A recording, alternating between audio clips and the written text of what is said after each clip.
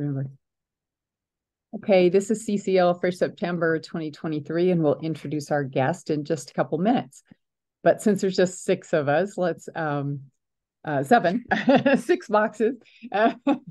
Let's introduce ourselves, because I think we have a new person here in Marie. So I'm Lori, and this is Rob. We're co-chairs of the health team. We are looking for another person to join us as a co-chair, because we just had someone step down.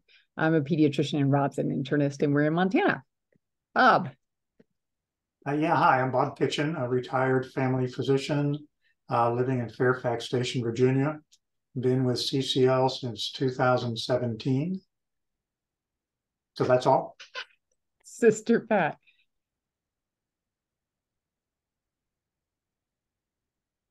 I think you're muted, Sister Pat.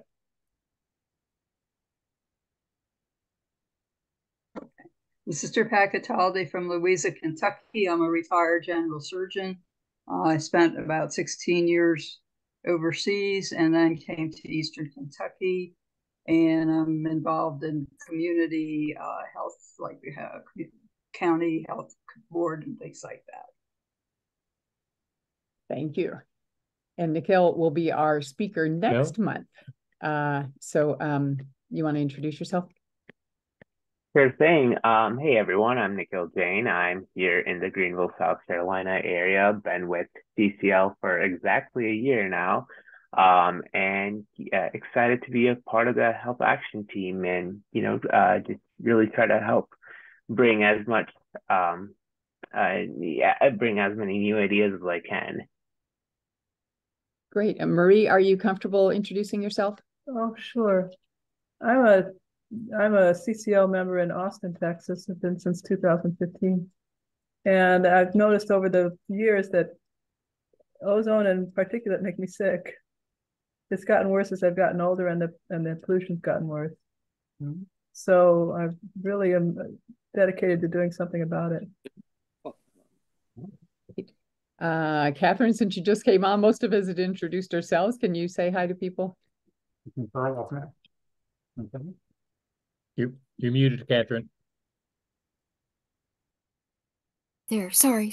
I'm part of Seattle CCL, and I've noticed health effects from air pollution also. Most of my illnesses have been respiratory related, so I'm really moved to do something about it. And I'm really glad you're talking on this, or the speaker's talking on it. Yeah. Yvonne, are you okay where you are introducing yourself? Good evening, everyone. Yvonne Collins, so glad to be here. I'm not sure what other folks out as they were introducing, but very interested in this topic. As I'm a gynecologic oncologist, we've seen lots of not only health effects, but oncolytic effects from bad air in very select communities. So happy to hear the presentation this evening.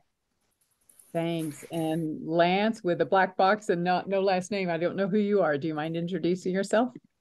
Yes, I'm Lance Venmore. I'm in Georgia. I went to school for environmental science. So I took a good concentration of my classes in botany. So I work in the environmental / agricultural space. So I deal a lot with that. So this is like, my passion as well. Yeah, well, great. Welcome. Thank you.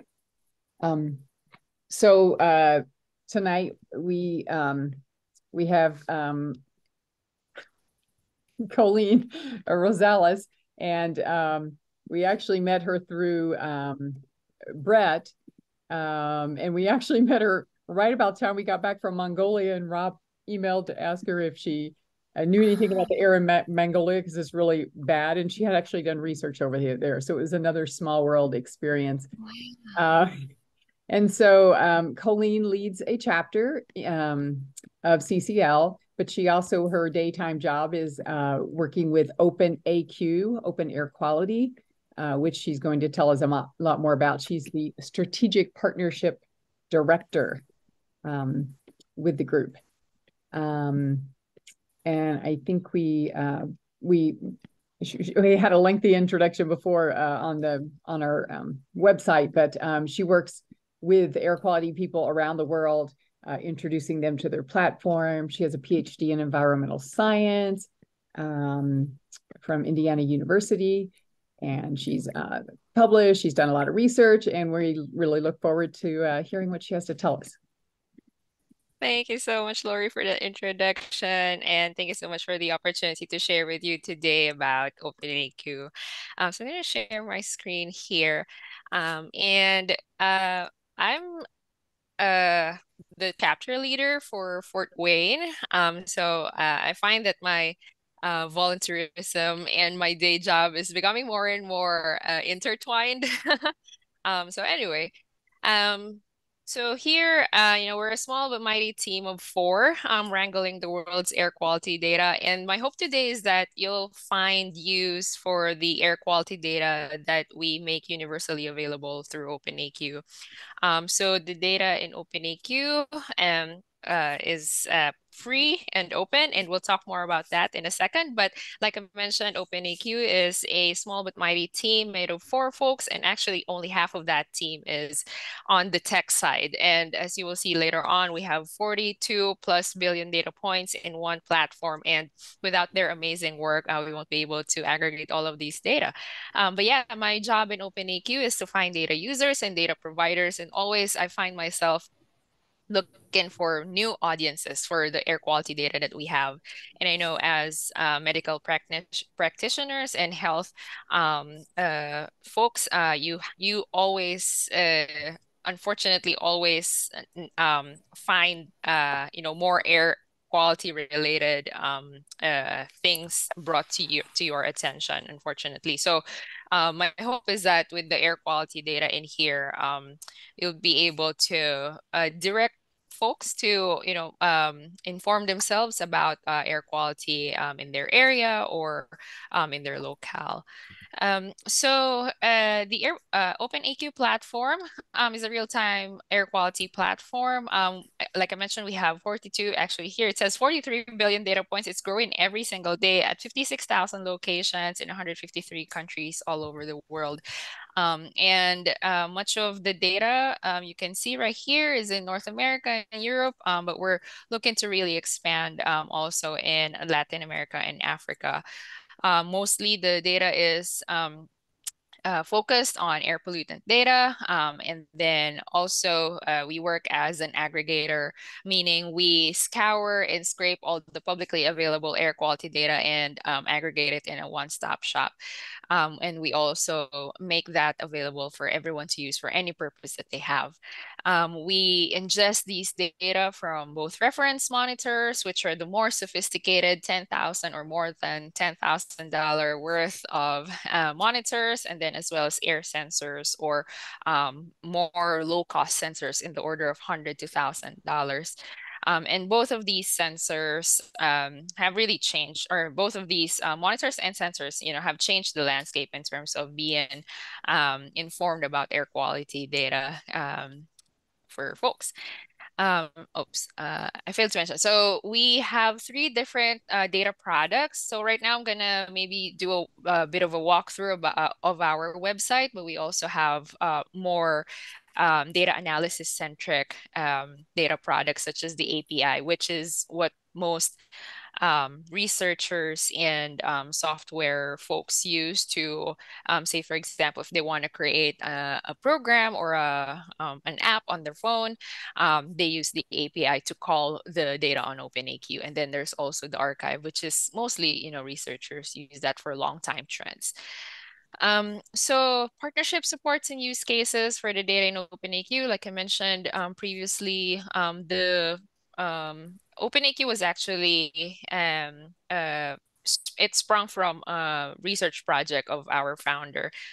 And so it was a scientific endeavor to begin with. But then, she made it publicly available, and a lot more people found use for the data in OpenAQ. And I'll walk through some of the examples for that. And then we also offer a lot of support for especially for governments and nonprofit organizations, community-based organizations that do want to make their data public. So say, for example, with the rise of say wildfires currently, a lot of community-based organizations are wanting to measure the air in their locality. And so they would buy air sensors that are inexpensive. So some example of which are the brand is Purple Air. And then so this data is publicly accessible. And then we also aggregate all of that data on OpenAQ. And so we provide this data support in terms of data hosting and data management for some of the organizations as well. So just one example of our engagement is the Cleaner Catalyst. So this is a USAID funded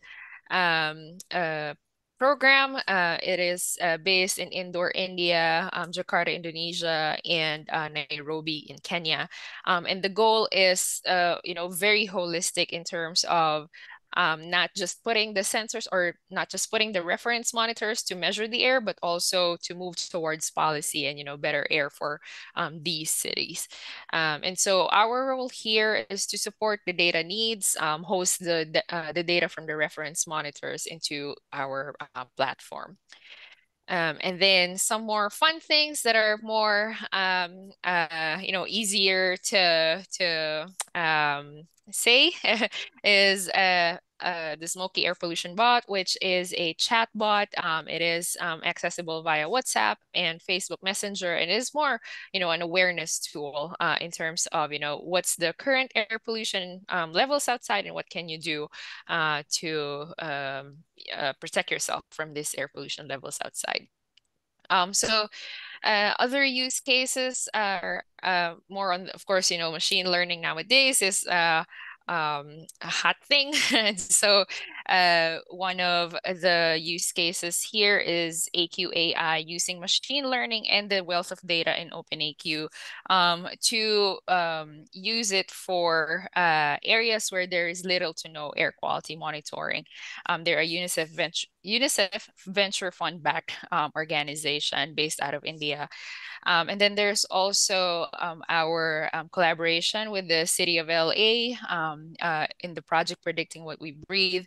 So this is more to inform policy within the city of LA since the landscape in terms of air pollution in LA is very unique. So, with the wealth of data plus machine learning, hopefully that will inform, the policy in terms of air pollution in that area. There's also the All India Air Quality Forecast System, and this is based in India. And so this is more on the scientific side, but they also put out these air quality forecasts. So on our end, we don't do forecasts, but a lot of users and researchers find that they can use the real-time air quality data in OpenAQ to do forecasting and then, raise awareness and alerts out of that. Other usage is the Shoot I Smoke app, which is another one of those fun apps for education and awareness. So this one correlates the level of pollution that one is breathing to the estimate number of cigarette smoke per day. So it's just kind of a neat education tool. And then another thing about OpenAQ is its power to bring together community. So we have our OpenAQ community that is open to all, and then also it's a network of folks around the world. And so if you wanted to get connected to other folks around the world, the OpenAQ community is also open. And a lot of people, I like to always have Collins as an example here. So Collins is our longtime partner and longtime supporter in OpenAQ, and he's known OpenAQ even before I joined OpenAQ. And his air quality journey really started when he attended a workshop that was hosted by OpenAQ in Ghana in 2018. So that was just kind of inspiring story really about how the relationships and network of OpenAQ has really spurred a lot of action in air quality. So I've kind of already mentioned this in part. So we do provide a lot of support in terms of data hosting and data management, but we also provide support in terms of trainings and workshops. And I'm always happy to give this, talk to all the audience. So I just always want to share about the work that OpenAQ does, and it always amazes me the new things that people can do with the air quality data that is available in OpenAQ. So one of my favorite things about OpenAQ as well is the OpenAQ Community Ambassador Program. And I was just mentioning to Rob and Lori a while ago that one of our previous community ambassadors, Aza, she is from Mongolia, and she runs the Breathe Mongolia Cleaner Coalition. And so that's how I was connected to that, small air quality world. But so I currently run the Community Ambassador Program. These people are 10 ambassadors from all over the world, from low and middle income countries. And they don't have an air quality background, but they work in tangentially to air quality and are wanting to incorporate air quality work in their own either advocacy work or their daytime work. So some of them work in education, some of them work in public health, some work in law. So it's very, very varied backgrounds, but all of them are, benefiting not just in the air quality education, but also in implementing, say, for example, air quality monitoring in their own locations. So just a bit on, how the data gets to OpenAQ. We don't own any sensors ourselves. What we do is we aggregate all the publicly accessible data. And sometimes if the data is not publicly accessible, we play a role in convincing the providers to open up their data. And then so the data providers can either be government, or they can be, a community-based organization, or they can be a university, or, an individual owning a sensor. And so these are hosted in, local platforms and server, and that's how OpenAQ talks to or gets the data is from these local platforms and servers. And so where do we sit in this data science hierarchy of needs? We used to be, just sitting here in the data engineering and management, dealing with all the tedium of data wrangling. But now as we develop all these tools that are hopefully more useful for data visualization and other more outward needs, hopefully we bridge that gap between data and information and action. So today I wanted to show a little bit of a walkthrough of the OpenAQ Explorer. So I'm going to switch my screen here. Hope this works. Okay, so I'm going to put in the chat the Explorer. So it's explore.openaq.org, or even if you just search OpenAQ on Google, we will come up right away. So what this is right now, it's a map. It's an interactive map of the current data that is displayed in OpenAQ.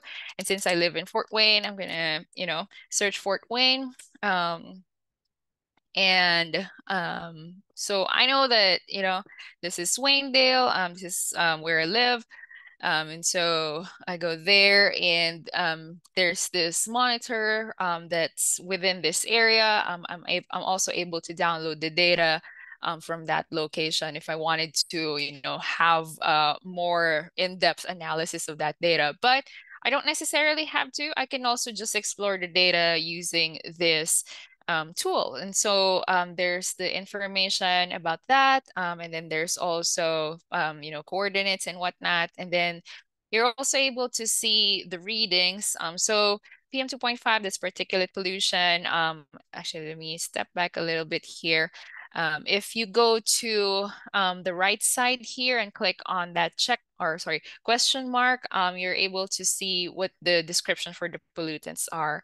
And then there's also this more help, which will have more information on, the specifics of those. So let me move again into that location. So say, for example, I go to that detail page, and I'll be able to see the last 24 hours, 48 hours, 72 hours, 30 days, and then show that trend for that location. And this might be more useful. The patterns, I mean, if you're looking at more long-term trends. So say, for example, the diurnals, which is hour of day or day of week, which day of the week tends to be the most polluted or whatnot. So that might inform some of, advisories that could be put out or whatnot. And then also, like I mentioned, you can download the data here. And this is called the Explorer because this is meant to explore what's within OpenAQ. So right now with the data download in this page, you can only download about 1,000 records or up to 1,000 records. But you're also able to access more than 1,000 records if you access the API. So the Explorer is the gateway to the API. And then, so yeah, that's the Explorer. You're welcome to explore your own locations. I know we're calling in from many different locations across the United States. We have a wealth of data from the United States, and we're always open to new data that can come in. For sure, there are many spots. If we zoom in, there are so many spots that we are still missing, especially in environmental justice, injustice areas within the US. So we are always open to new data that can come in to OpenAQ. And then I'm going to shift to the final slides in here. 1 second.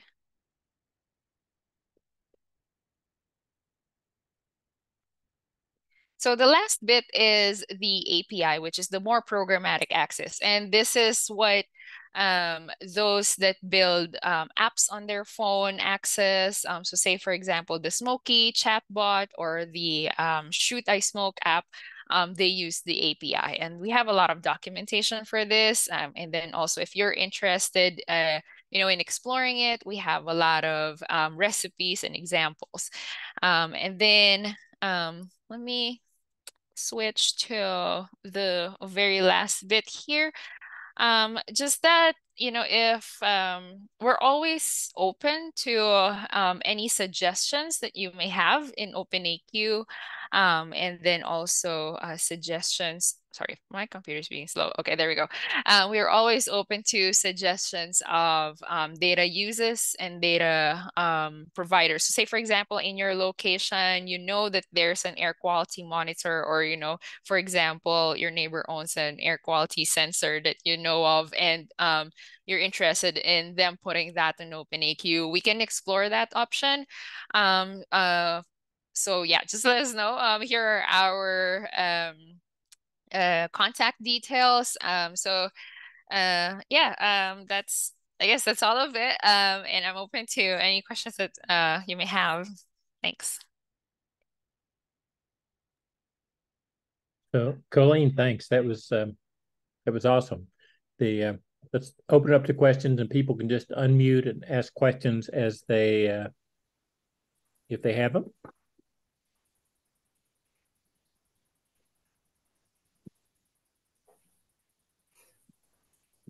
I have a question.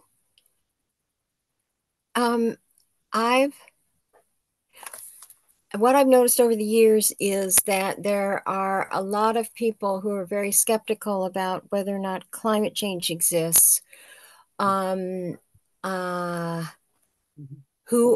at the same time concerned about air pollution, the air pollution around them, because they can see that and they can directly experience the effects of it.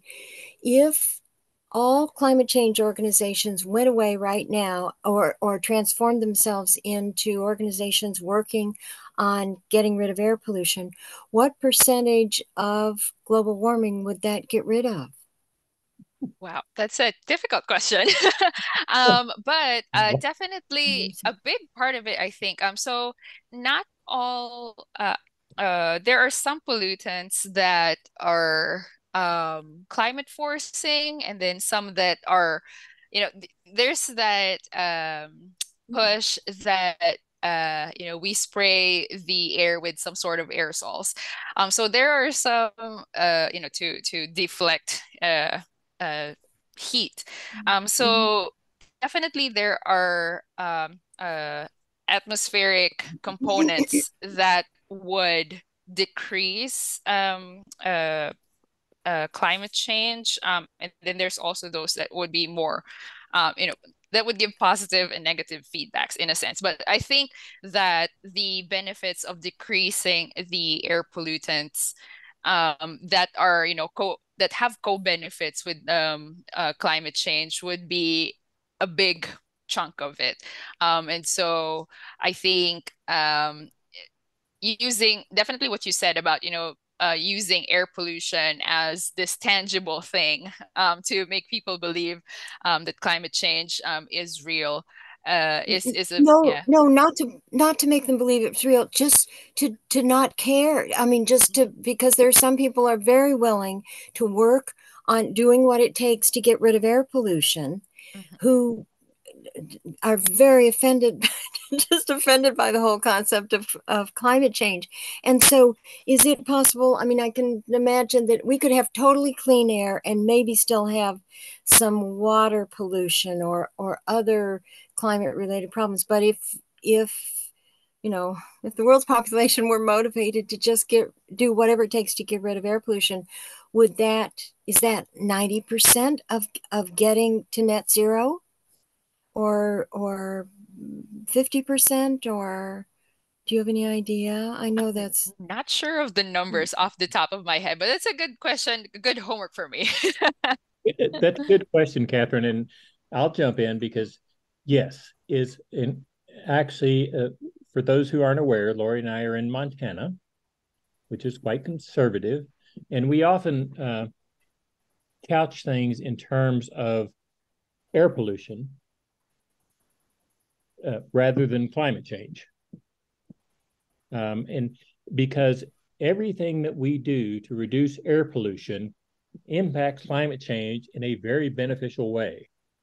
Now, there's a few subtleties in there, but the bottom line is, yeah, if we get rid of air pollution, then we're addressing climate change. Now, in terms of numbers, I don't think we know those, but yeah, that's an approach to take with people, and it's not being manipulative or anything. It's being honest, because air pollution is causing climate change, plain and simple. I mean, it would help a lot. It would help with the air pollution end of things. I mean, you'd also be left with things like methane from agriculture and that kind of thing that's not really going to be impacted by that. Yeah. The other point on that is that if we miraculously overnight, both in the US and globally, cleaned up our air by tomorrow morning, we aren't going to see any impacts on climate change for a couple decades. But we will see impacts on health, and those are because we cleaned up the air. Okay. So Thanks. There's not this nice clean line, which I wish there were. Yeah. No, we all do. But but the bottom line is, okay, if climate change it gives you a problem, don't worry about it.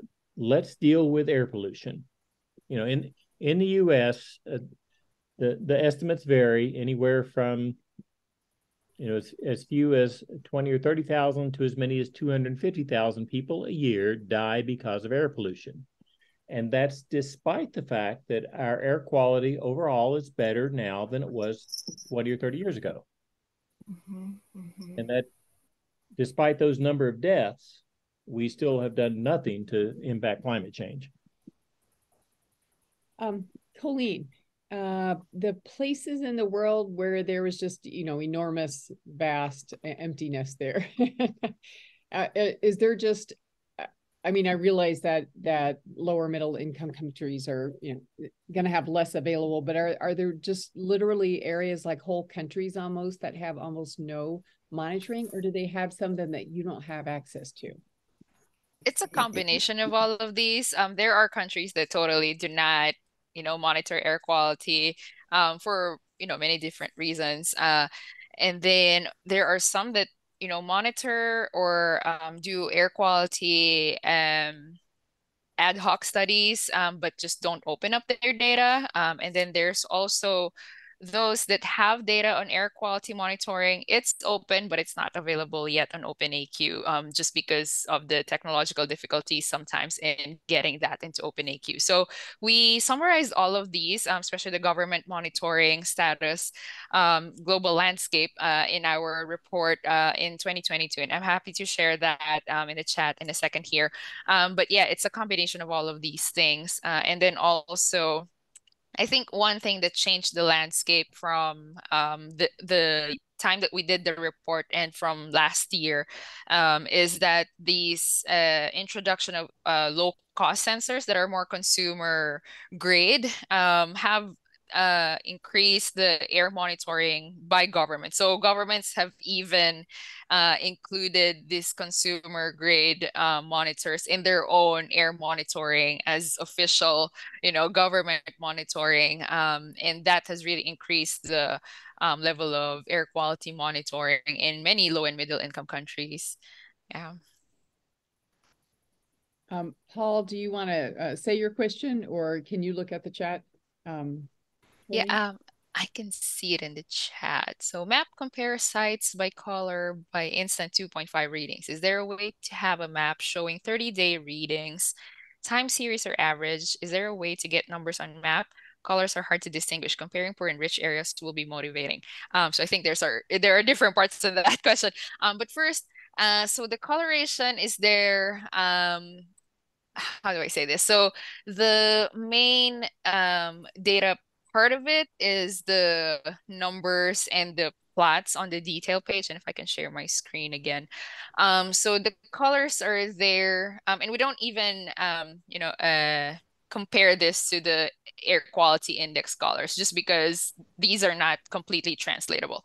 And so the colors are there just as a visualization, but not necessarily the main or primary source of information.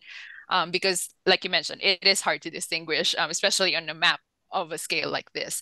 So if one goes to the detail page, and I'm going to choose a different location now. Let's say Las Cruces, New Mexico, and say Ozone as what we want to see. I'm going to try and show this location. So is there a way to have a map showing 30-day readings? Unfortunately for the map, no. It's only the most recent readings, but you can access the last 30 days, 48 hours, etc. Through the detail page. You can see my screen right now, right? We can. Okay, cool. Yeah, so on this timeline, you can see the 30-day reading. We're adding an option to download this. Right now, it's just, a visual and you can screenshot it. But in the future, in the future, we're going to have the ability to download this plots.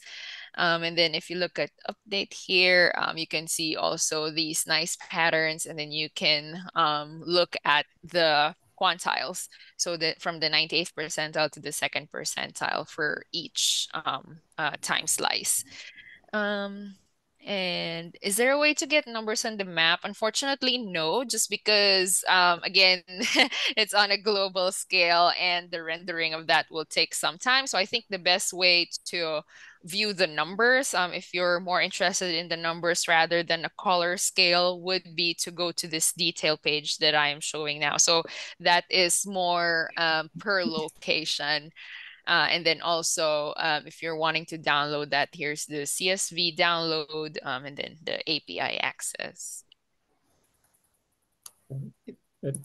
Colleen, thanks. I I have a question, and that is, and you may have partially answered it, but in the U.S., for example, thinking of the difference between U.S. Air Now, which only takes data from specific, weather stations, certified and others, versus Air Now, Fire and Smoke, which includes Purple Air and maybe others, and provides more local data. Many people on this call are probably aware of the difference, but some maybe not. Can you talk about that, of the difference between those two levels of sensing and quality control or whatever, and how that impacts what OpenAQ is doing? Yeah, definitely. Thanks for bringing that up, Rob. So in the past, OpenAQ only aggregates what we call reference monitor data, which are, kind of more sophisticated ways of measuring air pollutant data. So the primary difference between the reference monitors and the air sensors is the cost and the level of measuring, or how accurate the measurements are, which is somewhat correlated to the cost of the instrument. So the expensive instruments, more than tens of thousands of dollars, they're more accurate. I guess I should say the opposite way. The more accurate ones tend to be more to the order of tens of thousands of dollars. And so as you go down in price, there's also drawbacks in terms of, or trade-offs in terms of the accuracy of the sensing. So they tend to be more, there's more uncertainty and more correction that needs to be done to be able to correctly interpret the data. So from the air sensors, or lower cost sensors. And then, so the good thing though about these lower cost sensors is that because they are lower cost, they can be deployed in more areas. And so, for example, many lower cost sensors are used in areas where there's a lot of wildfire, for also, deployment in I guess more because also these air sensors put out data at a very high frequency, like 2 minutes, 5 minutes, 10 minutes, whereas the reference monitors put out data in an hour average or something like that. And so if you're looking for more immediate response or immediate readings, the lower cost sensors tend to have a more immediate reporting of the levels of pollution outdoors. So if, for example, there's an air pollution episode outside or air pollution event outside, that's where the air sensors really shine because of the frequency in the reporting. So I guess think of it like the air sensors, or CO2 sensors that are being sold commercially. So these sensors they change as or you see the readings change very rapidly, almost instantaneously, as the surroundings change. However, because they're inexpensive, the technology within is also not as accurate as those what we call reference monitors, which are the gold standard for measuring air quality. Can you tell on your map if I'm sorry, let's let Paul go. Mine. Paul? Yeah, I mean, it seems that the concept is to track a particular spot and to understand a particular spot. And I just want to give some feedback that it would be very helpful to provide more comparison, more ease of getting comparisons. It seems like in order to compare the dozen or so in my area, I'd have to download each one separately, which isn't impossible, but it means updating it regularly. And so that's sort of a feedback for you to think about in the future, if you can do more comparisons. And the other thing is, there a way, or is there some other app that gives a an alarm when the level goes above a certain, goes into a bad zone. Yeah. And my idea of a bad zone might be very different from the public announcements. Yeah, thanks so much, Paul. So the first, thank you so much for that feedback. So we used to have this comparison tool. However, when we changed, we completely overhauled our Explorer and our website, we dropped the comparison tool just because it was not an apples to apples comparison for each location, because not all locations provide their data at the same time or at the same frequency. Some would provide an hour average versus the, more point to point raw data. So we kind of dropped that tool so to avoid the, how you say this, misuse of the comparison tool. But I totally agree with you that that would be something that is useful in terms of looking at air quality data. As for the app that can give an alarm. I know that the EPA has an app tied to Air Now. I don't know if the app is also called Air Now, but they do have an app that will give you the current air quality in your area. I know also that my current weather app is tied to air quality announcements and forecasts. And so I would always get say, for example, it's an ozone action day or something like that. And it would give me what I should do because it's an ozone action day, like, don't go out this time of the day or don't do these activities. So that, however, is tied to my weather app. And I think the alerts come from the Department of Environmental Management in here. Okay. Lance?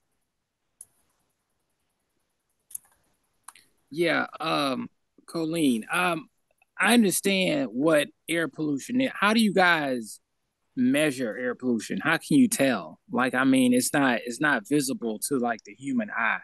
So what type of instruments do y'all use then to measure the quality of air in an area? Yeah, I'm curious. definitely. Thanks so much, Lance. There are depends on the pollutant. There are different ways.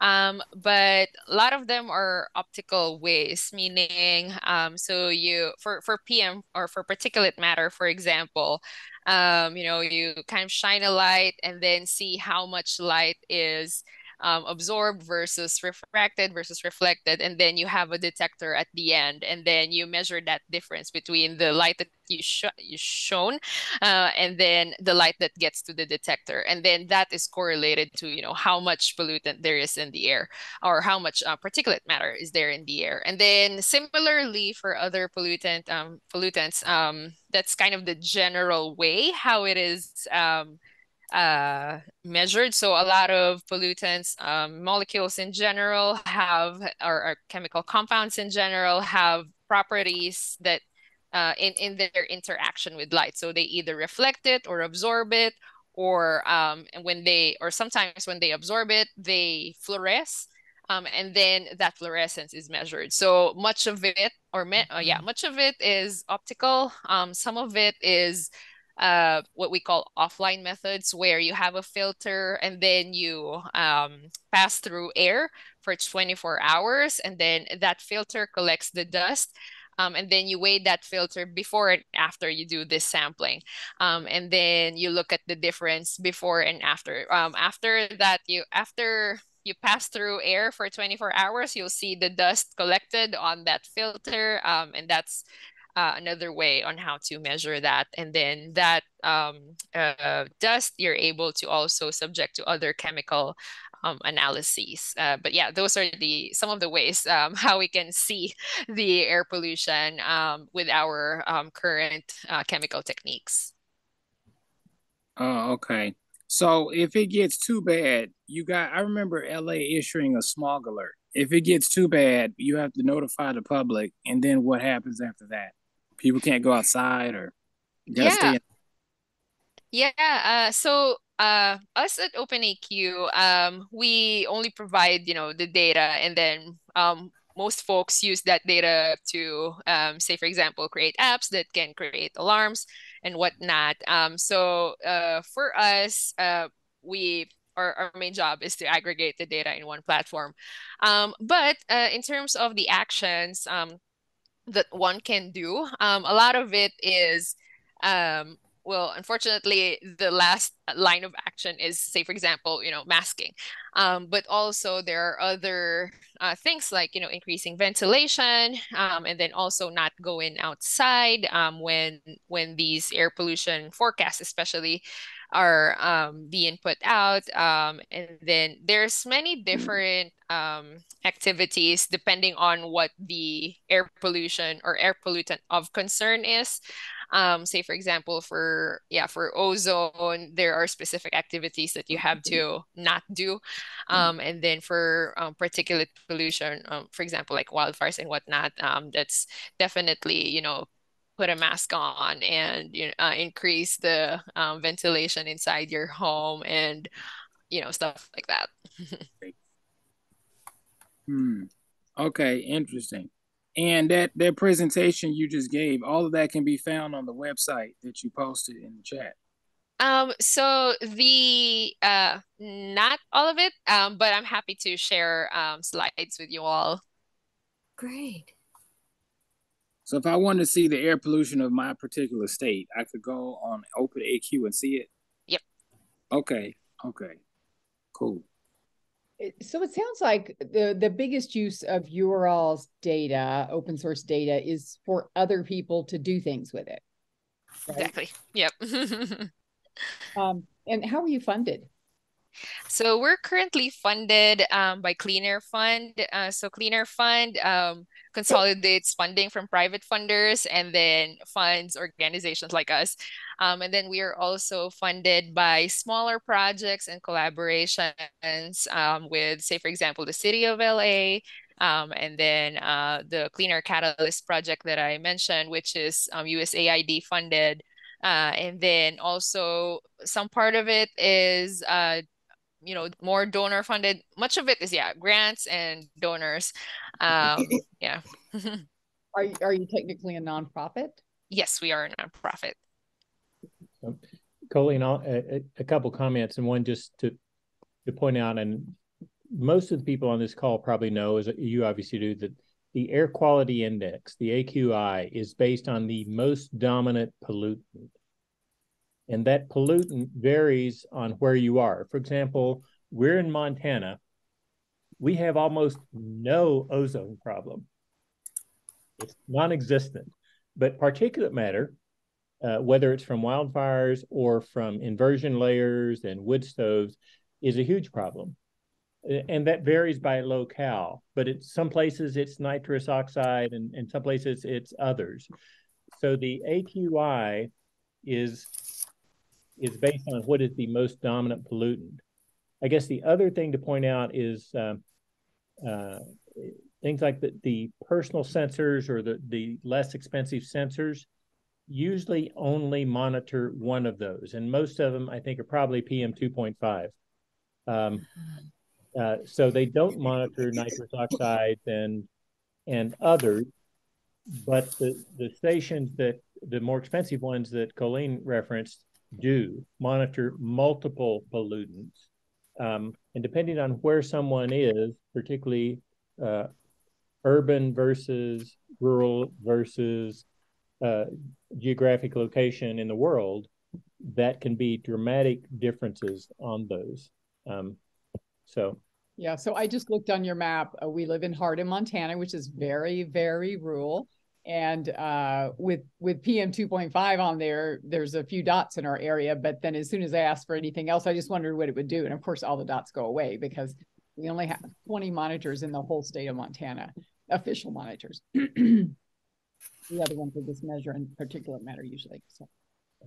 Yeah, I think this is also reflective of, just the current landscape in monitoring. In general, it's easier to measure particulates or, particulate matter versus gases, especially in the lower cost sensors. I don't know that there exists a lower cost sensor for other gases just because the technology doesn't exist yet. Or maybe it does, but it's not enough to, be low cost. but still, I mean, it makes a dramatic difference when you look at it in terms of being able to monitor, and your all's map is just phenomenal. Thank you so much. all over the globe. It's Has anyone seen an uptick in ozone in the last couple of years? Sorry, can you repeat your question, Marie?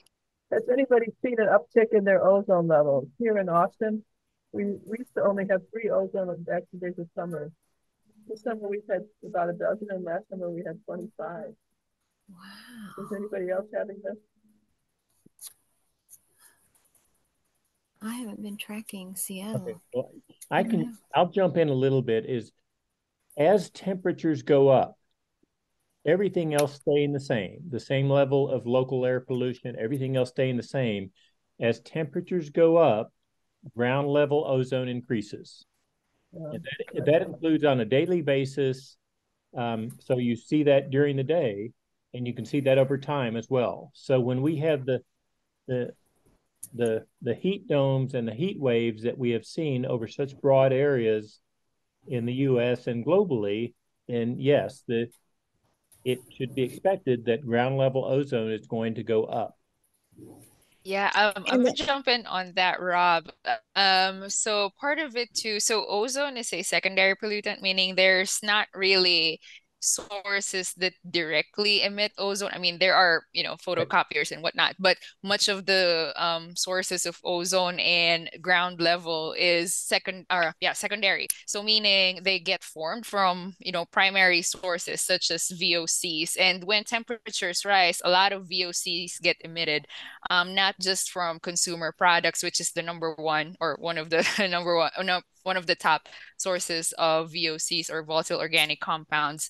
But also trees, for example, will emit a lot of VOCs like isoprene and monoterpenes.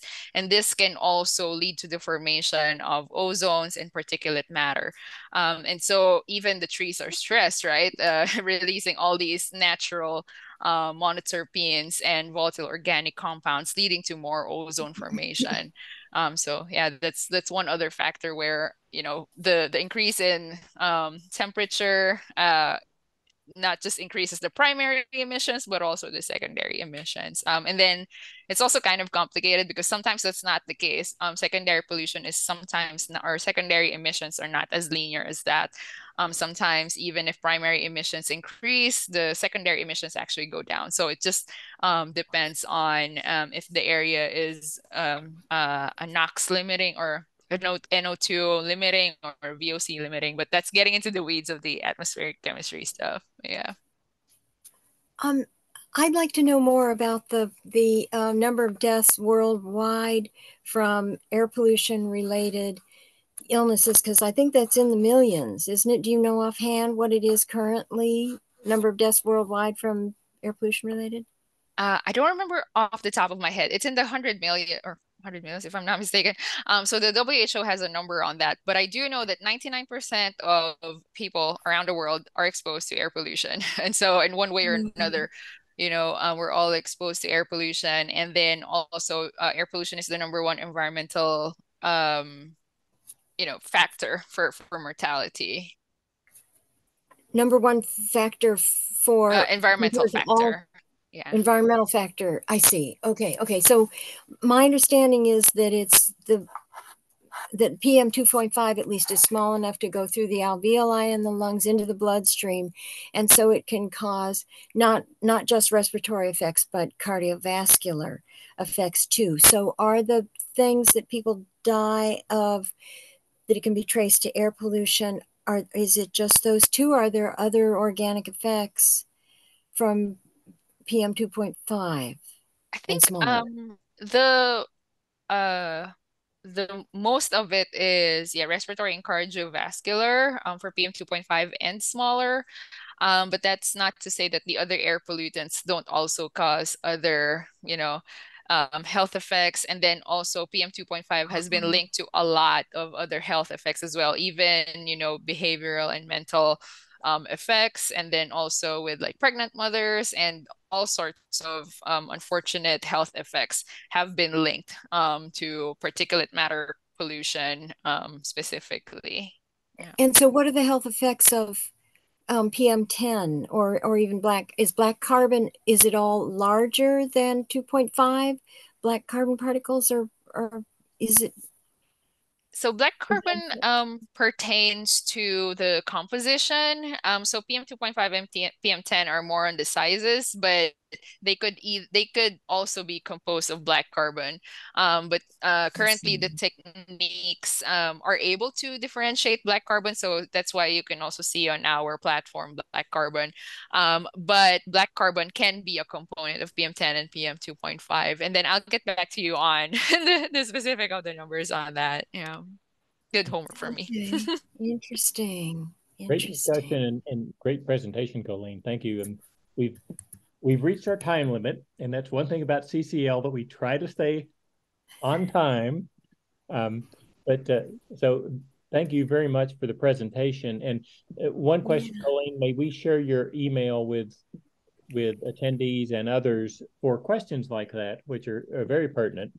Yes, definitely. Yeah. I'm also learning from your questions. I get deep into the weeds of, data analysis and data wrangling that I forget to like zoom out. And so I really learned a lot from tonight from y'all's questions. So thank you so much for giving me the opportunity to present tonight.